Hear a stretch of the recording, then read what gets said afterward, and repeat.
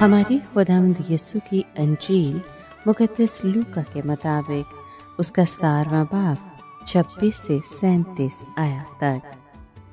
ایک دن یسوع نے اپنے شاگردوں سے کہا کہ جیسا نوح کے دنوں میں ہوا تھا اسی طرح ابن انسان کے دنوں میں بھی ہوگا کہ لوگ کھاتے پیتے بیاہ کرتے اور بیاہے جاتے تھے، اس دن تک کہ نوح کشتی میں داخل ہوا اور طوفان نے آ کر سب کو ہلاک کیا، یہ جیسا لوط کے دنوں میں ہوا تھا کہ لوگ کھاتے پیتے اور خرید و فروخت کرتے اور درخت لگاتے اور مکان بناتے تھے، مگر جس دن لوط سدوم سے نکلا تو آگ اور گندھک آسمان سے برسی اور سب کو ہلاک کر دیا۔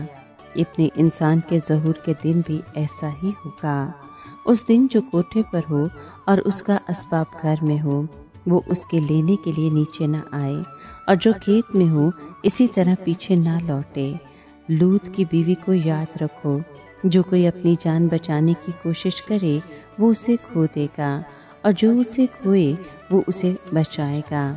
میں تم سے کہتا ہوں کہ اس رات 2 ایک چارپائی پر پڑے ہوں گے، ایک لے لیا جائے گا اور دوسرا چھوڑ دیا جائے گا، اور 2 عورتیں اکٹھی چکی پیستی ہوں گی، ایک لے لی جائے گی اور دوسری چھوڑ دی جائے گی۔ انہوں نے جواب میں اس سے کہا کہ اے خداوند کہاں؟ اس نے ان سے کہا جہاں کہیں مردار ہوگا وہاں گدھ بھی جمع ہو جائے گی۔ پاک کلام کے پڑھے اور سنے جانے پر خداوند کی برکت ہو، خدا کا شکر ہو۔ عزیز دوستو، آج کے کلام میں ہم سنتے ہیں کہ خداوند کی آمد کا وقت جدائیوں کا وقت ہوگا۔ 2 آدمی ایک چارپائی پر سوتے ہوں گے اور ان میں سے ایک غضب کے ساتھ لے لیا جائے گا، دوسرا جو ایماندار ہوگا اسے مسیح کی بادشاہی میں داخل ہونے کے لیے چھوڑ دیا جائے گا۔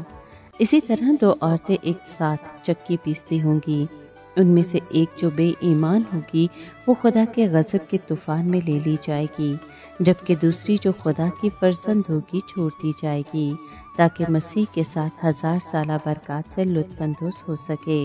اب شاگرد پوری طرح سے سمجھ گئے تھے کہ نجات دہندہ کی دوسری آمد اس برگشتہ دنیا پر آسمان سے نازل ہونے والی آفت کی مانند ہوگی۔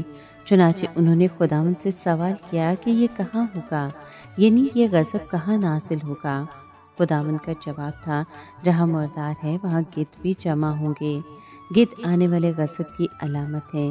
چنانچہ جواب کا مطلب یہ ہے کہ جہاں بھی بے اعتقادی اور خدا کے خلاف بغاوت ہوگی وہاں غضب جھپٹ کر نازل ہوگا۔